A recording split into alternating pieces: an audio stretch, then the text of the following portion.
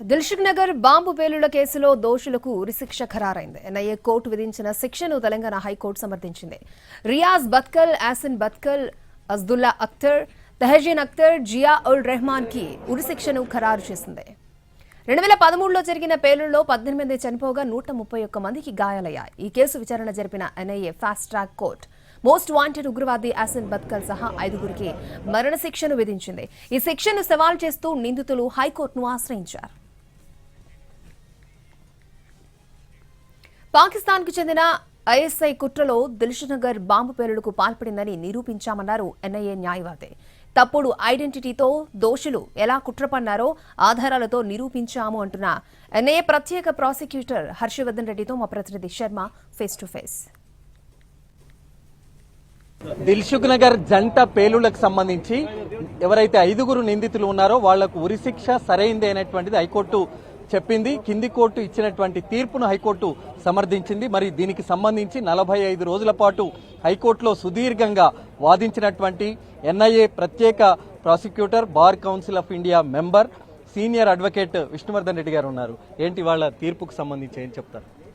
ఈ రోజు ఉన్నటువంటి హైకోర్టు డివిజన్ బెంచ్ ముఖ్యంగా జస్టిస్ లక్ష్మణ్ గారు, శ్రీసుధా గారు ఆల్మోస్ట్ చాలా సుదీర్ఘంగా ఆ అక్యూజ్డ్ కూడా పూర్తి అవకాశం ఇచ్చి ప్రతి లెంతీ ఆర్గ్యుమెంట్స్ ఒక డీటెయిల్డ్ మైక్రోస్కోపిక్ ఎగ్జామినేషన్ చేసి ప్రతి ఆస్పెక్ట్ కూడా కింది కోర్టు ఏ రకమైనటువంటి లాక్యునాస్ ఉన్నాయి, ఇన్వెస్టిగేషన్ లో ఏం జరిగింది అన్ని విని తర్వాత మా ఎక్స్ప్లెనేషన్ కూడా విన్న తర్వాత మేము రిటర్న్ ఆర్గ్యుమెంట్స్ ఇచ్చిన తర్వాత 390 పేజెస్ రిటర్న్ ఆర్గ్యుమెంట్స్ కూడా సబ్మిట్ చేసి ప్రతిది కూడా అంటే it's not volume what ever they have Ryzen ఏదైతే చెప్పారో ప్రతిది కూడా చాలా విస్తృతంగా ఇన్వెస్టిగేషన్ ఆఫీసర్తో సునీల్ ఇమానియల్ గారు, మా ఇన్వెస్టిగేషన్ సిఐఓ గారు వారితోటి, తర్వాత వెంకటాద్రి గారు, తర్వాత డెప్యూటీ ఇన్వెస్టిగేషన్ ఆఫీసర్ ఆయనతోటి, తర్వాత మా యొక్క ఎన్ఐఏ ఇక్కడ ఉన్నటువంటి హెడ్ అయితే ఎవరున్నారో ప్రవీణ్ గారు, మన విక్రమ్ గారు IPS is deputy inspector general NIA Hyderabad head quarters, వాళ్ళందరి యొక్క సజెషన్స్తో ప్రతి ఒక్క వాల్యూమ్ను కూడా ప్రతి ఒక్క రిపోర్టు కూడా స్పష్టంగా చేసి హైకోర్టు వారి ముందు సమర్థమైనటువంటి వాదనలు వినిపించారు.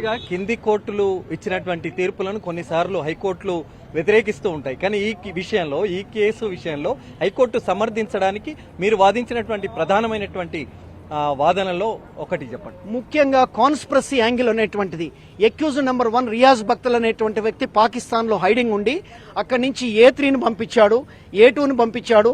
ఇది జియా ఉర్ రెహమాన్ అనేటువంటి ఈజ్ ద పాకిస్తానీ నేషనల్. వీళ్ళందరూ కూడా ఇక్కడ దేశంలో సిరీస్ ఆఫ్ బ్లాస్ట్ చేయాలని చెప్పేసి ఉద్దేశంతో వస్తూ హైదరాబాద్ కూడా వచ్చి ముఖ్యంగా 2 ఇక్కడ ట్విన్ బ్లాస్ట్ కు ప్లాన్ చేసి కాన్స్పిరసీ చేశారనేటువంటిది మా ప్రాసిక్యూషన్ వేసినటువంటి చార్జ్ షీటు. దాని ప్రకారం ఏంటంటే A3, A4 ఫిజికల్ గా అక్కడికి వెళ్లి దిల్సుఖ్ నగర్ లో అక్కడ సైకిల్స్ లో పెట్టినటువంటి ఐఈడి ఇంప్రొవైజ్డ్ ఎక్స్ప్లోజివ్ డివైస్ అనేటువంటిది ఈ with in span of 6 seconds లో ఒకటి 107 బస్ స్టేషన్, ఇంకోటి A1 మిర్చి సెంటర్ దగ్గర ఒకేసారి బ్లాస్ట్ కావడం వల్ల 18 మంది, ఒక అన్బార్న్ చైల్డ్, తర్వాత 17 మెంబర్స్ కూడా చనిపోయారు. ఆ తర్వాత 131 కూడా సీరియస్ గా ఇంజ్యూర్ అయిపోయారు. మా తరపు సమర్థవంత వాదనలు it is a deep rooted conspiracy from Pakistan. It is already these type of things ఏంటంటే వీళ్ళందరూ కూడా చాలా సీక్రసీతో with pseudonyms, with proxy servers తోటి, తర్వాత proxy by hiding their identity through emails అన్ని కూడా డిఫరెంట్ ఫోన్స్ అన్ని కూడా చేయడం జరిగింది. సో ఇవన్నీ కూడా మేము ఒక ఎలక్ట్రానిక్ ఎవిడెన్స్ తో ప్రతిదీ కూడా కోర్టు ముందు ఉంచాం. ట్రయల్ కోర్టులో కూడా ఇప్పుడు మా చేసిన పబ్లిక్ ప్రాసిక్యూటర్ గారు కూడా విత్ ఆఫీసర్స్ కూడా చాలా పర్ఫెక్ట్ గా చేశారు. ఇక్కడ కూడా అదే సమర్థవంతమైనటువంటి వాదన వినిపించి ఇక్కడ కూడా కన్ఫర్మ్ చేయించాం. కోర్టు సమర్థించినటువంటి తీర్పు ఎప్పటిలోగా అమలయ్యే అవకాశం? హైకోర్టు వాళ్ళు అప్పీల్కి వెళ్తున్నారు కాబట్టి అప్పీల్ డిసైడ్ అయిన తర్వాతనే డిసైడ్ అవుతుంది సుప్రీంకోర్టు. మొత్తానికి 5గురికి ఉరిశిక్ష అంటూ సమర్థించినటువంటి హైకోర్టు తీర్పు ఎప్పుడు అమలవుతుందనేటువంటి దానికి సంబంధించి ఒకవేళ పిటిషనర్లు ఆ 5గురు వ్యక్తులు సుప్రీంకోర్టుకు వెళితే మరి అక్కడ వచ్చేటువంటి నిర్ణయాన్ని బట్టి ఆధారపడి ఉంటుంది. కాబట్టి మొత్తానికి ఎన్ఐఏ కోర్టు 5గురికి విధించినటువంటి ఉరిశిక్షను హైకోర్టు సమర్థించింది.